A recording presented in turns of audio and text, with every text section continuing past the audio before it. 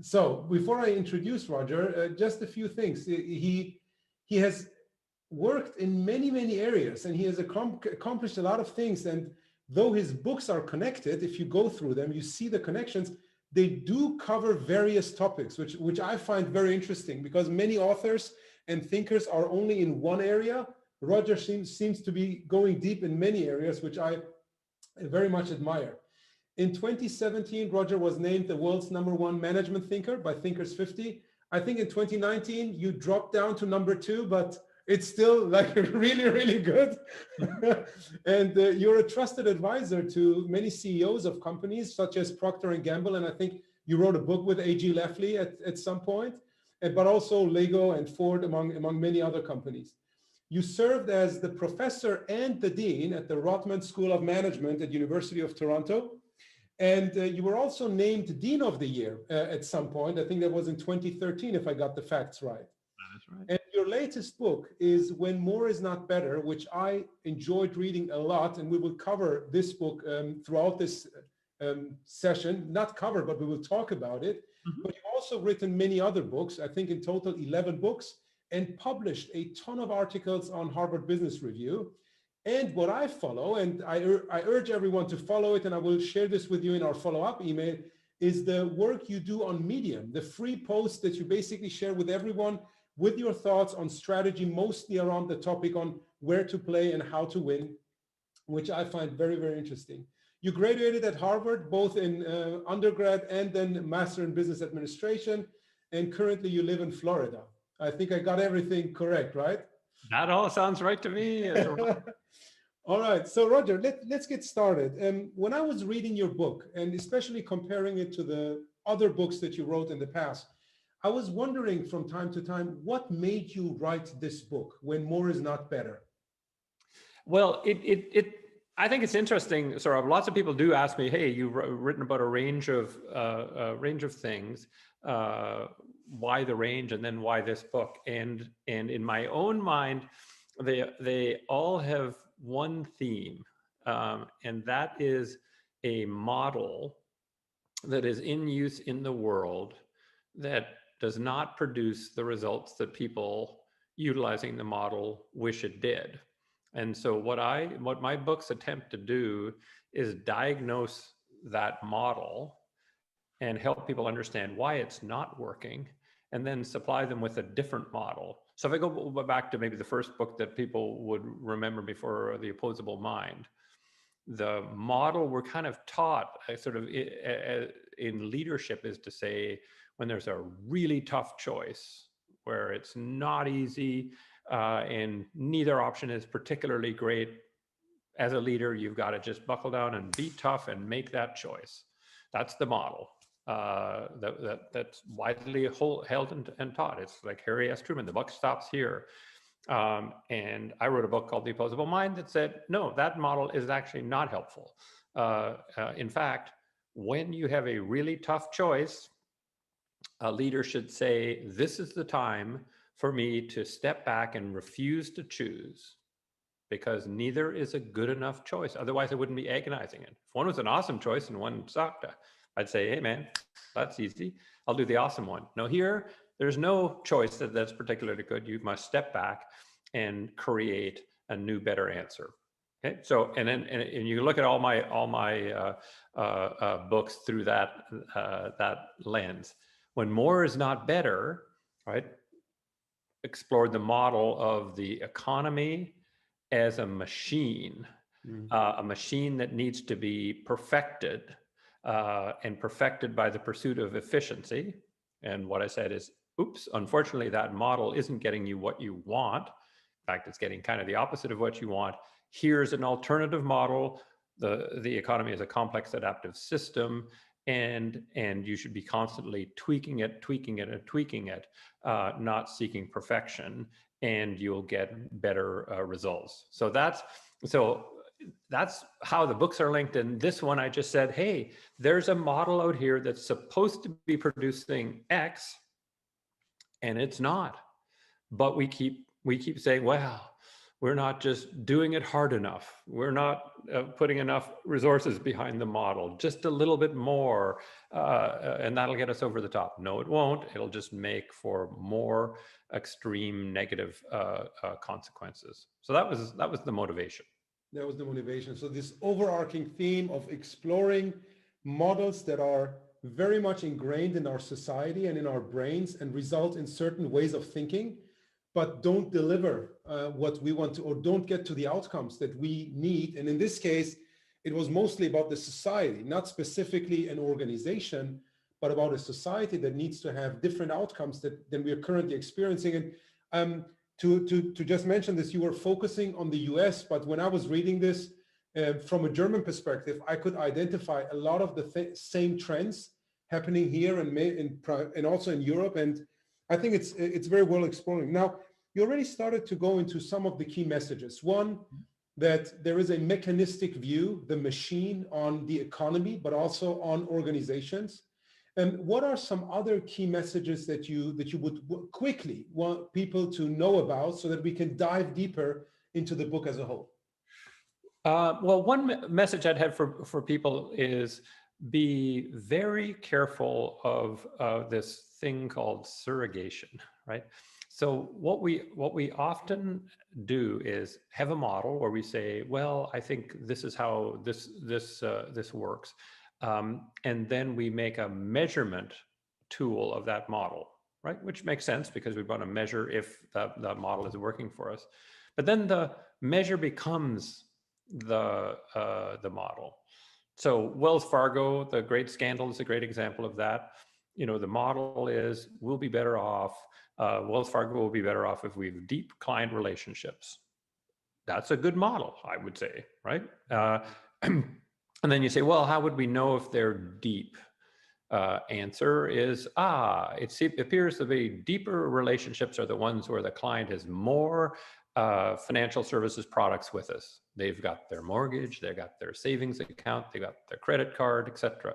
The ones that have more, we have longer, more productive relationships with. Again, all sensible. And then you have this proxy that says, well, we will use as a way of measuring the depth of a relationship, how many accounts they have, right? Now, if you keep remembering, you know, it's not number of accounts that we're after, it's deep relationships, and this is only one way of measuring it, you're okay. But it turns out that human beings tend to just forget about all the rest of that chain, and the chain of imperfection, as I say, and says deep relationships equals number of accounts. Then you put in incentive systems to get more accounts per customer, and then people start, your employees start opening accounts for people without asking them, because that's an inherently good thing to do, to have more accounts. That's called surrogation, where you forget the way your model works, and you forget that all models are wrong, right? The minute you create a model, you are abstracting from what is real life to say, here's a way of thinking about it. And models are very useful. We model because we want to understand the world more simply and more clearly. But all models are wrong, right? Some of them are helpful. Yeah, some of them are helpful, exactly. But if you just remember that they're a model, you're okay. And if you remember that a proxy is a proxy, you're okay, but we forget. So the advice I'd give is to say, don't think the model is wrong of a machine, and be really careful about the proxies you use to determine whether the machine is working the way you want it to be. And what we've said are things like proxies like, how low have we kept labor costs? How much slack have we taken out of the system that we're going to call waste? Those are proxies for us being efficient, but they end up being proxies that make you, in a global sense, less effective over time. Less effective and less resilient. And we will get into this. Now, just to take this example you provided from Wells Fargo, where a proxy basically became an end to itself and not a means to an end, right? And we see this a lot happening with objectives and key results as well, right? Yes. Where initially there's an objective, and if you don't balance out the key results, each of those key results becomes a life of itself, and people forget about the overall objective. So even if you're using more modern and probably even more agile ways of setting goals, you can still run in that problem and that challenge if you're not aware of it, right? I think that's a really good insight, Sohrab. I mean, I think that happens all the time, and that's why I tell people to just kind of hold their models kind of more delicately and loosely than they tend to, because kind of no model, no measure is going to be, you know, kind of perfect on its own. It's the way you apply it, and I think you'd probably be the first to say, you know, I think you can destroy a company as fast as anywhere else by applying agile wrong, right? In some kind of completely doctrinaire, inflexible way. And as an agile enthusiast, you'd say, oh, that's a terrible thing. This tool was supposed to work the following way, and you're supposed to think of the following way. But the person at the other end was saying, I'm going to do it in the most kind of doctrinaire way. And that's why great chefs don't follow recipes, right? Yes. Just cook. Great chefs have a recipe in mind, but given the ambient air temperature, the ingredient happens to be a little bit different this time. We're going to be eating at this point. They're all modified, and every model needs to have that careful consideration with the thing in the back of your mind. A model is just a model. It's not right. It's just a way that hopefully I will be helped. So don't have the model rule me. I must rule the model. Exactly. I must use the model to think about certain things in a systematic way and then see along the way whether it makes sense or not. So I love the chef analogy that you provided, because a chef doesn't measure how much sugar and salt and whatever. They are going to constantly taste how the food really is, and then they will inspect and adapt along the way. So you mentioned another thing while you were giving us some of the key messages of the book, and that was the concept of a complex adaptive system. Yes. So those of you who are more familiar with the agile space, and if you've done your reading, you probably are familiar with complex adaptive systems. But I wanted to hear from you, Roger. How do you define a complex adaptive system, and where do you see them? You mentioned this in your book, and I would like to have you share this with other people here as well. Sure, absolutely. So, you know, all three words kind of matter, right? Which is, it's a system. So when you have a system, you can't just tear it into pieces and reassemble it and assume that it'll be the same. The pieces are representative of the whole.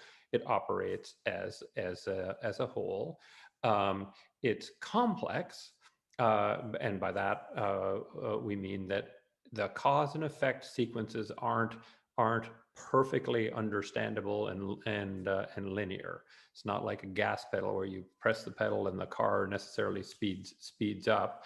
It may be that you, in many complex adaptive systems, you press a given pedal and the system speeds up 3 years from now in a way you didn't expect. And then maybe most important, because you could say it's a complex system, but that would not really describe it entirely. It's a complex adaptive system, which means that the players in the system are always adapting to whatever the system is doing at a given time and whatever incentives that creates. And again, it doesn't even have to be a human. You know, a rainforest is a complex adaptive system, and trees grow in very strange ways to get out from the shade of the tree that's between them and the sun. That's adapting to what you've done. And so I would argue that the economy is a complex adaptive system. I mean, I'm an economist by training, so I probably am nastier to economists because I'm not being nasty to somebody else. I'm being nasty to my own domain. But economists get economic forecasting so wrong so much of the time. And it's because the economy is a complex adaptive system. It's really hard to figure out what causes what.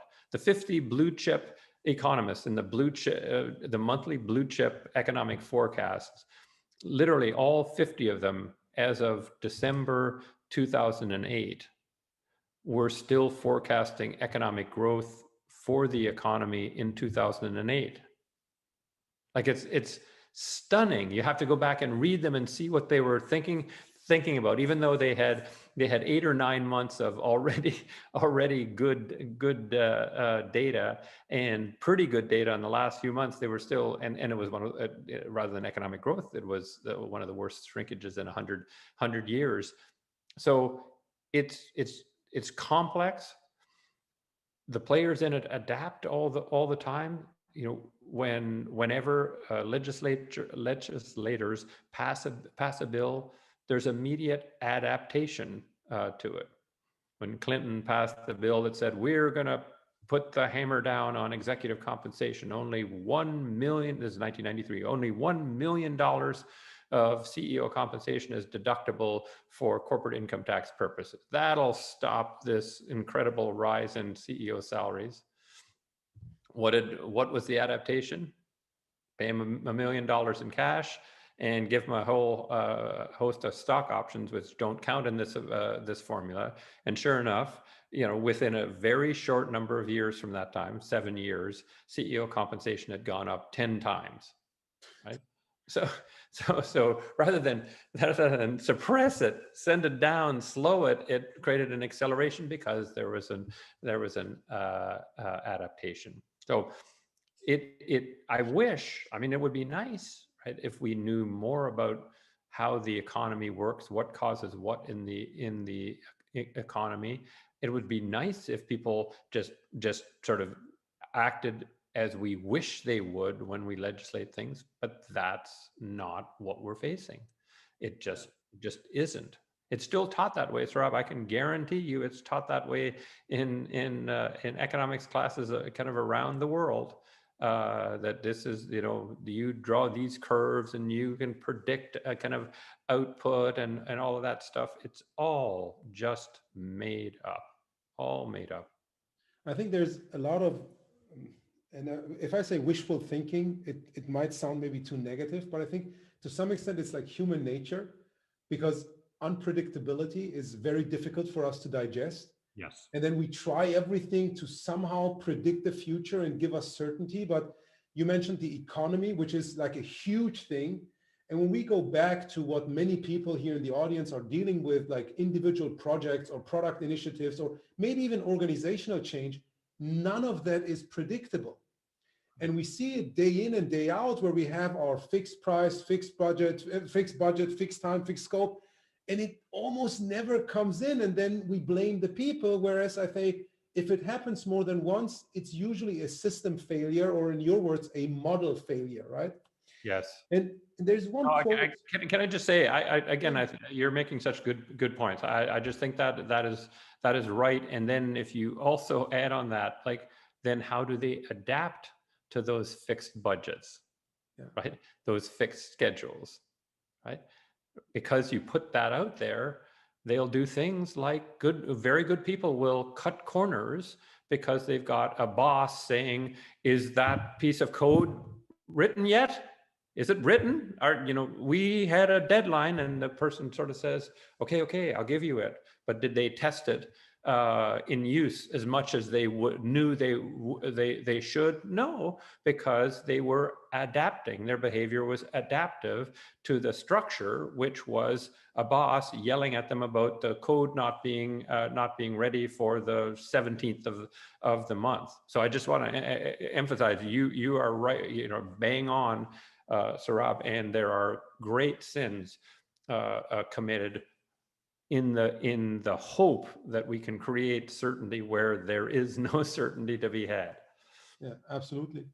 Now, there are many great quotes in the book, but one of them particularly resonated with me, and this was about there not being any side effects. There are only effects. Yes. Some of them turn out how we want things to be, and then we credit ourselves. And some of them turn out differently than we expected them to be, and then we just say, "Oh, that's a side effect," Yes. right?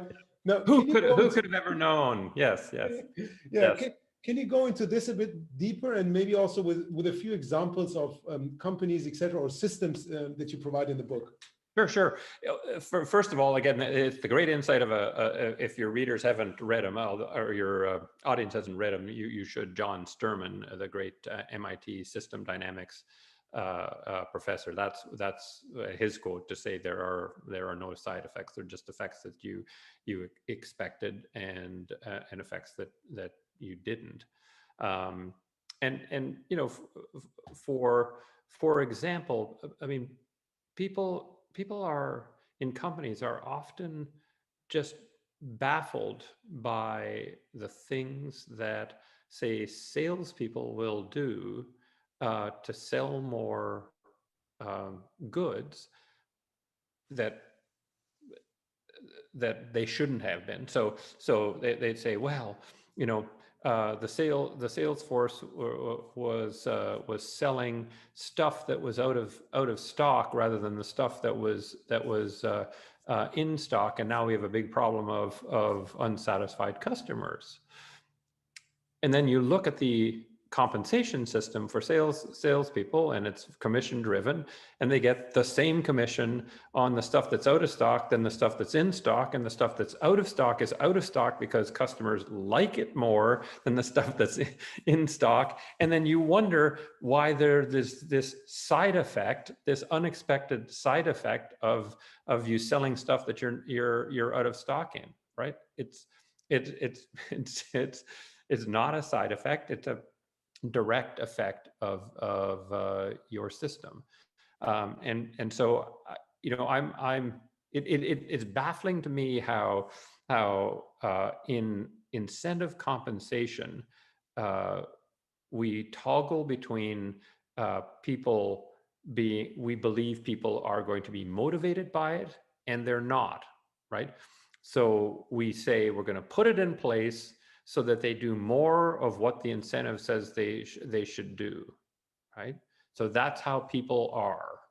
They will respond to the incentive, but then they'll stop at a point where we'd wish they would stop. Mm-hmm.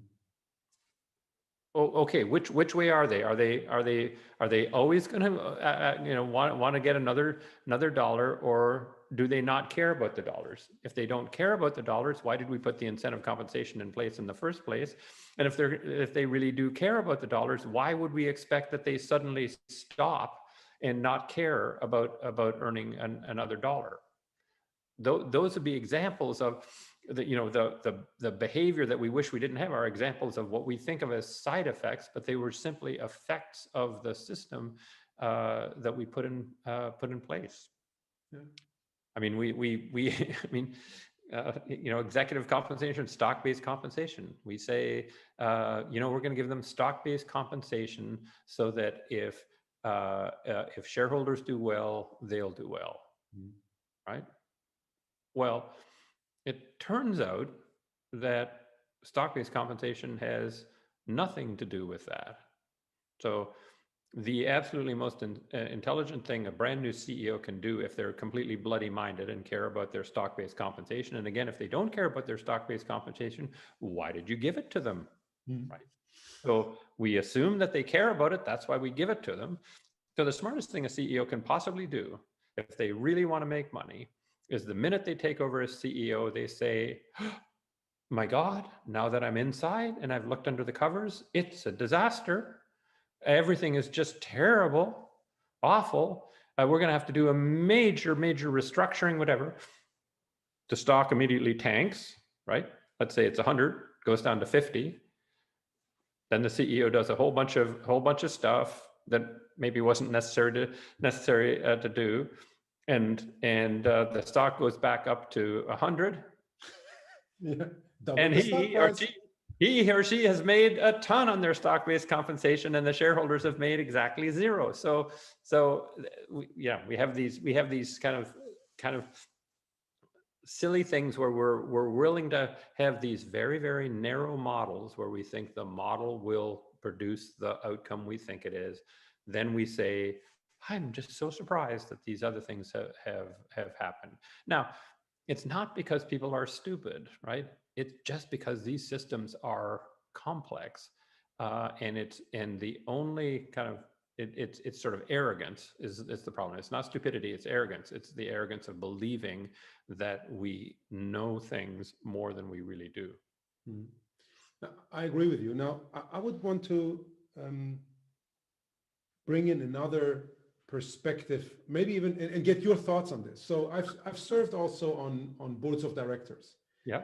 And on every board that I've served, we always had challenges of coming up with a CEO compensation, the overall package. Yep. And always there was a drive from some people in the room to drive it to like, oh, we need to have clear metrics. And if they hit those metrics, then we know how much they make, right? Yeah. And I always had the sense that if we only have those metrics, and we just talked about that a measure can take become a life of its own, and then it's like drives certain behavior and maybe not the things that we want to see. But my sense was people want to have those metrics in place to avoid difficult conversations, right? Because if you are, as a board, are responsible for the CEO pay, my sense was always you need to be able to sit down with them and tell them why you're giving them more money, which is always a pleasant conversation to have, or why you're not giving them the money, which is then a difficult conversation. And if you have those metrics, yes, they make that conversation easier, but for the organization where you ultimately are responsible as a board member, it doesn't make it easier. And maybe it's the wrong thing to do. And I wanted to get your perspective on this, Roger. No. You're once again, you're very much onto something. Yeah, and the great finance professor Mike Jensen has a kind of an interesting kind of take on what you've said. What he said is, yes, people always want in performance evaluation, whether for compensation specifically or just performance evaluation, they want it to be entirely objective and based on objective quantifiable data, and anything else that they don't like. Anything that's subjective, they don't like.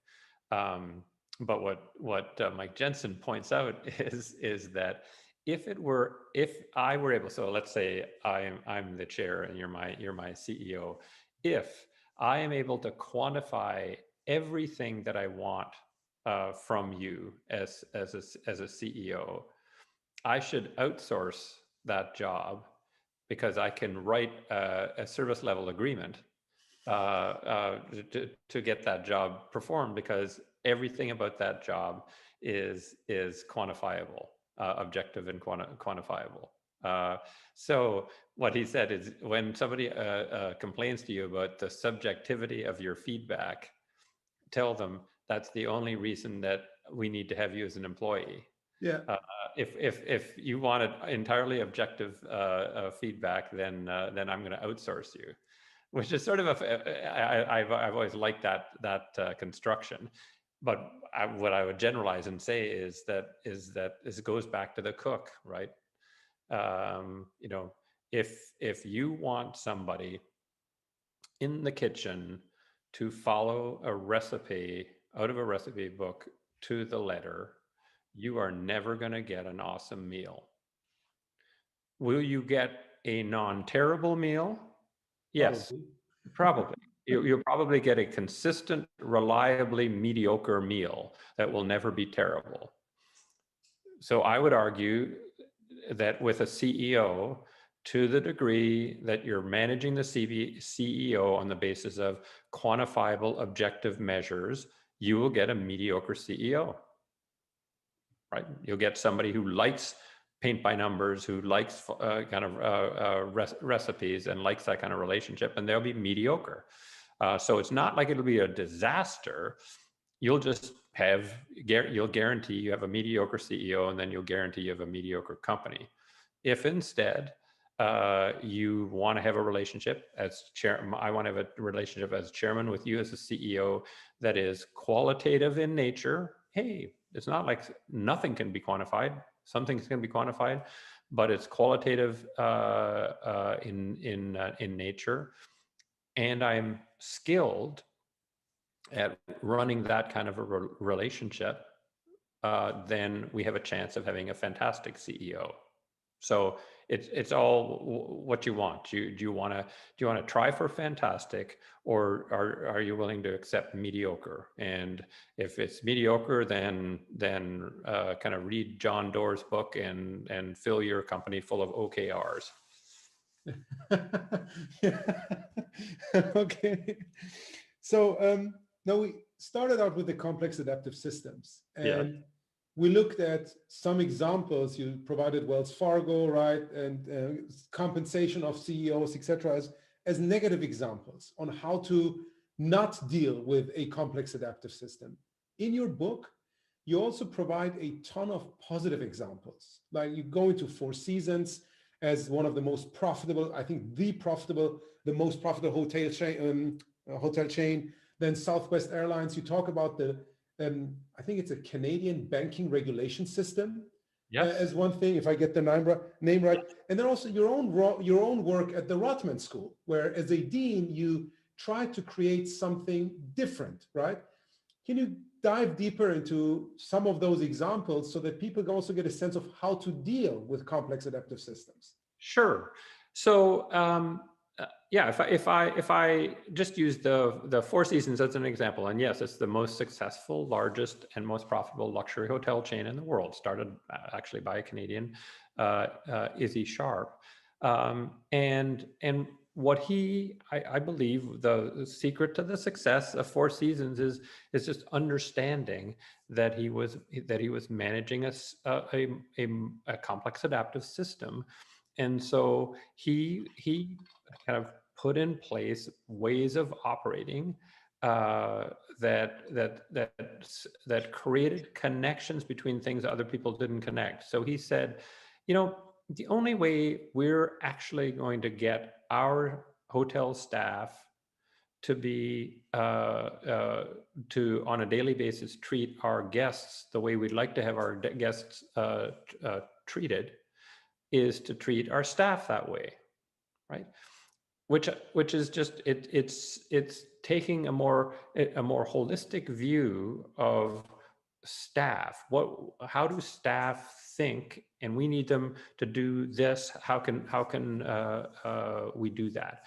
And he also said, well, if we're going to have great staff, they have to actually be around for a while.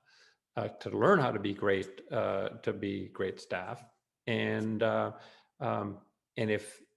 in the industry, unfortunately, turnover rate is about 70%.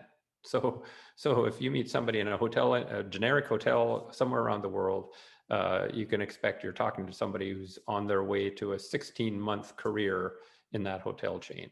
Mm-hmm. Like imagine that. You've got to be rehiring and retraining kind of all the time. He said, well, we can't have that. So, what do we do? Well, they invest vastly more in the selection process, invest vastly more in training, in career paths, so that their turnover, rather than 70%, is 5%. So the average person in Four Seasons is on their way to a 20-year career in Four Seasons. Imagine how much better they can get at their job being a great Four Seasons service provider if they're on their way to a 20-year career. So to me, all of those are saying this is a holistic system where everything relates to everything else, and we've got to think about it. And what I would argue is we got to think about it from the standpoint of human beings, right? What we have to think about is how is it that a human being of the sort we need and want will show up at our doorstep saying, I would like a job with you. And then how is it that human being will stay in that job? And how is it that human being will do the things in that job that we would like them to do? That's a context where you have to delve deeply into that to set up a system around that works for them. You can't set up a system that involves human beings that is non-human. Yeah, Right. absolutely. And shareholder value maximization is one, right? Like there are, I think, really foolish CEOs who think that their workers will leap out of bed every morning because he or she has said, our number one goal is to maximize shareholder value. So they imagine their employees leaping out of bed in the morning and saying, "I'm going to work to maximize shareholder value," and then that employee might ask, "Yes, but who are those people anyway?" And Who are those magical shareholders? yeah, right. And the answer, if you look at the share registry, is people like Fidelity, BlackRock, State Street, Vanguard. Well, that's not actually your shareholders. They're fiduciaries that are holding those shares for somebody else. So you don't even actually know who they are. And then if you ask, well, what's our relationship with those people? Oh, they trade in and out of the stock at will without explaining that they're happy or sad or anything. They just trade it. Okay. So let me get this straight. I am supposed to hop out of bed in the morning to work for nameless, faceless people with whom I have this relationship that is sort of more similar to anonymous sex than a marriage, and that's why I'm supposed to be enthused to do everything possible. And if our earnings in a quarter are down, you'll fire a couple hundred of us to get your costs in shape. I'm supposed to be motivated. See that is the description of a system that doesn't have humanity in it. I'm not saying it's inhuman. I'm not making a value judgment saying that it's inhuman. It's non-human or ahuman. It assumes that you have automatons working for you, and you don't. And that's a key challenge in this modern world. Where Peter Drucker predicted this. He said, he said in 1956, there's this new kind of worker. They're called a knowledge worker. The muscle that they're asked to deploy at work is not their arms, their legs, their back. It's the muscle between their ears. And those knowledge workers cannot dissociate themselves from their work. Unlike somebody who's a physical worker can say, I moved a bunch of rocks, right? When you've got a software engineer, right, their software is them. It came out of their head. It's what they're invested in. And Peter Drucker admonished the world. He said, we're going to have to think about those people differently, as people who if we need them to use their brain in this way, we're going to need to treat them as if they're volunteering for us, like they're Absolutely. a volunteer. And despite that warning so many years ago, which is right by the greatest management thinker of all time, the world is insisting on treating people in this non-human way, and that's getting us what we get. The workers who are disengaged, and kind of being managed by proxies that make them the worst they can be rather than the best they can be. Yeah. And I think this goes again back to the model that you were referring to, right? It's not only the machine model that we apply to the economy, we also look at every single organization as a machine. Yep. Similar to back then when Ford was building cars, like raw materials would come in and then people do certain things and then the cars come out. Yes. Today, the product that comes out of many organizations, even if they produce hardware stuff, right? The product life cycles are so much faster than with the Model T, right? That was built for 20 years, more or less unchanged. Yes. And I love this quote from Henry Ford, not because I believe it's the right thing, but because it demonstrates so well how people used to think back then. He said, or at least it's written that he said it, it's a pity that if you need a pair of hands, they come with a brain attached. Absolutely. And every time I say this to leaders that I work with, they're like, yeah, but right now we don't need the pair of hands, we need the brain. I'm like, yes, exactly. That's what you need. So you have to apply a completely different way of thinking when you are managing or leading or whatever term you want to use, the knowledge worker, right? And again, even between a knowledge worker, I think there's a new type of worker, because a tax accountant is a knowledge worker, but they do repetitive stuff. Yeah. Someone who builds software or creates great user experience design or whatever, like this is like the creative economy is even more complex than the regular knowledge worker that was doing their job. So yes, I agree. I agree. And if you're interested in reading more about that, read if you haven't already my Design of Business book in 2009, because what I argue is all of that kind of knowledge flows through a funnel from a mystery to a heuristic to an algorithm. And now, ever since the advent of digital computers, once it becomes an algorithm, you code it, right? Which is where we get, kind of AI and machine learning, et cetera. So what you're saying is there's a bunch, there's stuff in the heuristics category where you need a knowledge worker who can deal with the complexity. There aren't rules yet. You need their creativity. It moves in due course, some of it into the algorithm category. And that's what you're saying, these repetitive white collar tasks. And those repetitive white collar tasks are all being reduced to software, and that is my argument of how the knowledge flows in the entire economy. Everything flows from a mystery. Gee, we have no idea how this works. I mean, it was once a mystery of why, if I let go of this, does it fall down? Right? There were all sorts of theories, animal spirits, all items, love for Mother Earth, all these things, right? Then a smart guy got hit in the head by an apple and said, there's a universal force, Sir Isaac Newton, there's a universal force called gravity that pushes everything down. That's a heuristic. It's no longer a mystery, it's a heuristic. And then we study that enough and find that things everywhere but America accelerate at 9.8 meters per second squared. In America, of course, it's 32 feet per second squared because America is exceptional.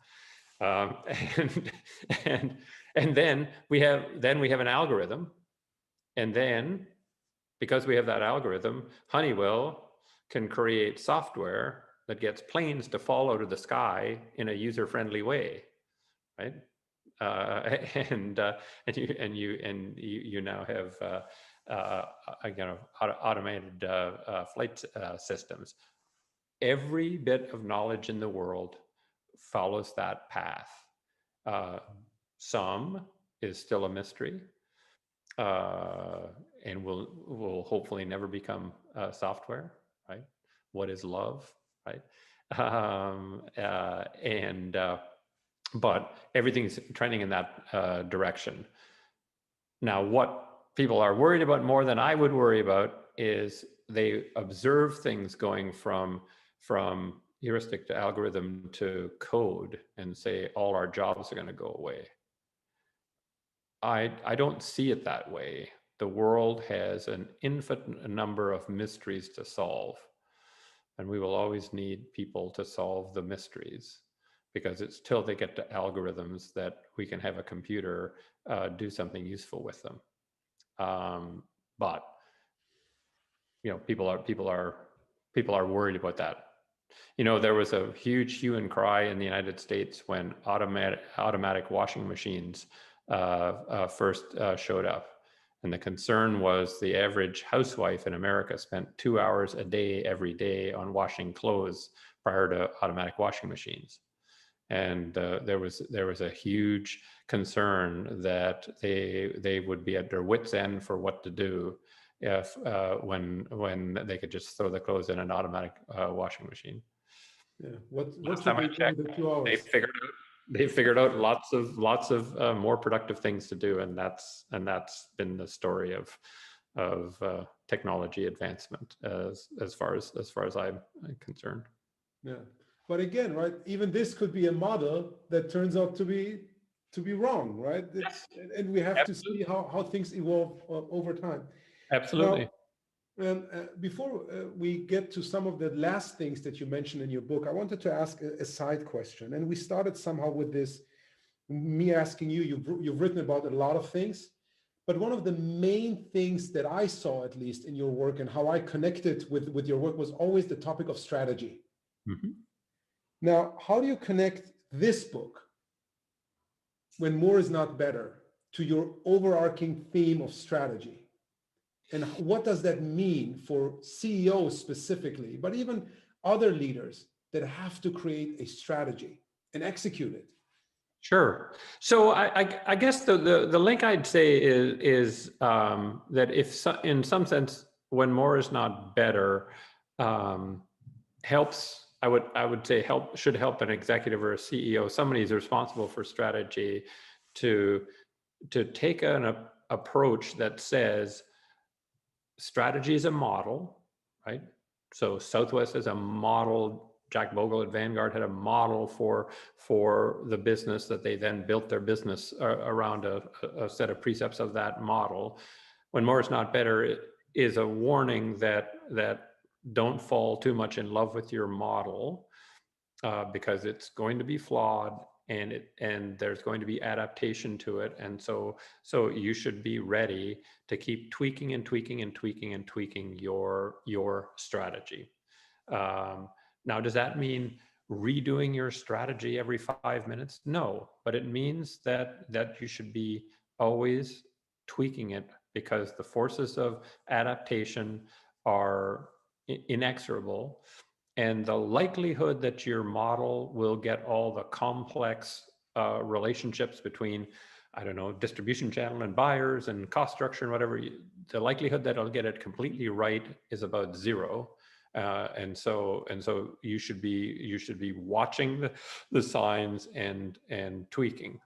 That having been said, I still disagree with or object to the thesis that says your strategy should be entirely emergent, right? Which is like, we'll just figure it out as we go and change it. I think that's sort of too nihilistic for me. I think you should always say, based on everything I know today, this is my model, and this is where I'm going to head based on that model. But I'm not going to put blinders on. I'm going to say, I'm going to watch and think about it, and also, recognize what John Sturman said, is there will be side effects that you didn't predict. It's just the nature of a complex world. System, yeah. Ignoring them, saying, "Oh, that'll go away," is the dumb idea. The best idea is to say, in what way does that thing that I think of as an anomaly, it's not what I expected, what if it is actually going to continue in its current thing? What would I do now to adjust my strategy based on that? Mm-hmm. And I think it's also, to some extent, like, on what level you define your strategy. Mm-hmm. So what I really like, and what I usually teach when I work with people working on products, is a quote from Jeff Bezos: be stubborn on the vision and flexible on the details. Mm-hmm. You still need that vision, and you're not going to adapt that vision every 5 minutes just because you heard one thing, right? So you need to give some kind of guidance, some kind of direction where you want to go. But within that, you need to inspect and adapt. And maybe sometimes you identify that your model was wrong, and then you do a bigger adaptation, which is then a pivot, right? Or not. But you need some kind of thing to work towards. Yeah, and can I just say on the Bezos thing? I mean, in some sense, he's adopting what I think of as a completely flawed management model, right? Which is this idea that, but he's adjusting to it in a good way, right? He's saying be flexible on the details. Well, why would you be flexible on the details? Well, the answer is because at that level, you have strategy choice to make, right? So I'm against the model that said there's something called strategy and then there's something called execution. I don't believe that. What Bezos is talking about is he makes some strategy choices at the Amazon level, and that begets the need to make some more choices. I call those strategy choices. Other people call it execution, but then because other people call it execution, Jeff Bezos has to make this big point about be flexible around that. The only reason you have to be flexible is you cannot specify from your lofty level exactly what choices they need to make, right? Then you'll infantilize them actually, and you'll be wrong. You need to say, do something that's consistent with my strategy, but you're going to have to make choices. So I say the job of senior management is not only to make choices that they are more capable of making than anybody below them, only those choices, and then charter the choices down next level. Say, you guys at the next level have got to make a choice, and the output has to be consistent with my choice. But what exactly you choose, that's up to you. And the reason is you know more about your level than I do. But it's got to be consistent with mine. Right? Exactly. So you provide the guidance and you decentralize the decision making to where the information is. Exactly. That's why I say it's like the old expression is turtles all the way down. It's strategy all the way down. You actually, Four Seasons is successful because they ask bellhops to make fundamental decisions. Yeah. Right? If that guy comes racing in and says, "I got to be upstairs for a meeting in 2 seconds. I can't. Can you take care of my car?" They have to make a split-second decision on whether to say yes, sir, or to say kind of no, sir. You can't say yes, sir, all the time, because that might be some kind of idiot who's going to do something silly, or it could be one of your kind of great guests who's always been loyal to Four Seasons and just needs a favor now. And the bellhop is going to have to make that decision. That bellhop is trained to make that decision and told, that's the decision. Here's how we'd like you to think about that decision, but the application of that framework for making a decision is all yours. Now, if you're only there for 16 months, how's that going to be made? Terribly. But if you're on the way to a 20-year career, chances are you'll make it well. But that's and Costco is similar. There's an enormous amount of decision making kind of pushed down. And one of the things Costco says is, by the way, we don't hire anybody from outside. So if you're on the shop floor, on the store floor, and you have a track record of making good decisions, you make it to the next level. Yeah. And you know what? Then you make it to the next level. And you know what? Someday you can be CEO.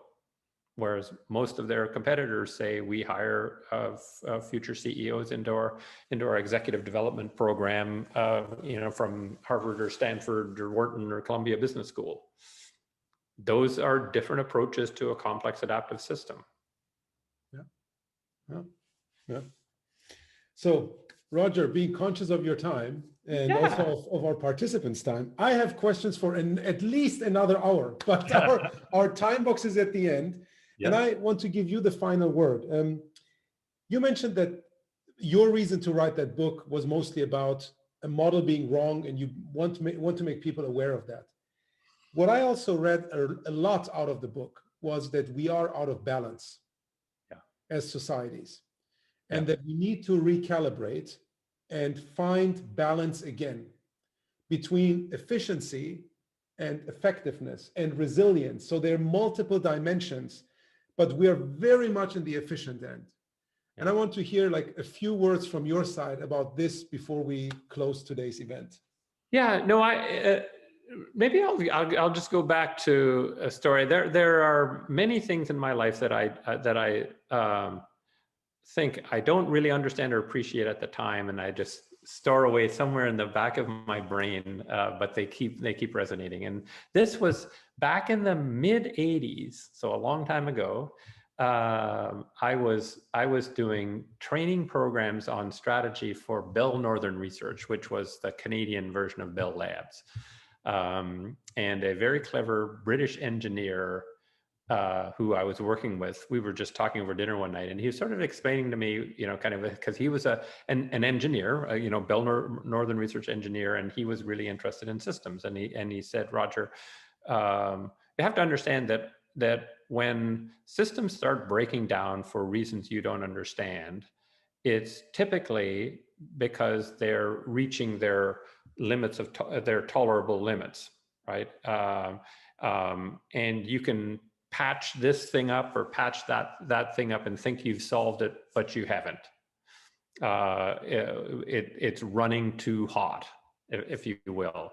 And I just salted that away, and that's, I guess, how I feel, Sohrab, is that we're running this to its limits. Now, all the environmental sustainability people, of course, are saying that. They're saying, well, we're just near the limits. That's why bad things are happening, because we haven't left enough, and we aren't caring enough about resilience. So I think that about our economy, right? Which is sort of bad things are going to happen. Big capital market crashes, big crashes of companies, employees, feeling badly. It's because we just aren't being attentive enough to the system, and we're running it hot. And one manifestation of it is pushing the efficiency button so hard.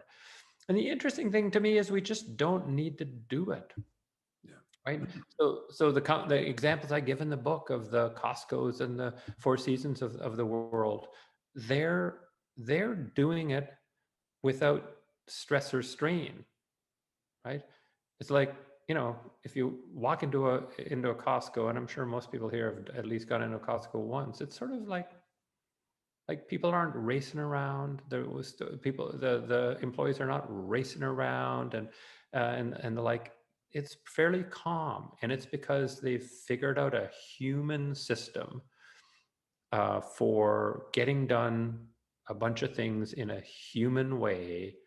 And if we could just bring back that sort of sense of a kind of a human way of doing things that really kind of appreciate entirely the human, I think we would be backing away from what I feel like a cliff that we're walking towards. And that's my hope for the book, is that will provide encouragement for us to back away and figure the cleverer way to do things rather than the brute force way, because it feels the brute force way is getting us closer to system just malfunctioning a whole lot. Great words, Roger. Thank you so much for participating, taking time out of your calendar for us. Very much appreciated. And I hope to someday have another conversation with you. I would be happy to do that, Sohrab, because you do such a good job. So you've been a marvelous host. I really appreciate the work that goes into being such a good host, and I would be happy to do it again. Thank you so much. Good luck. Good luck with everything. Thank you. Take care.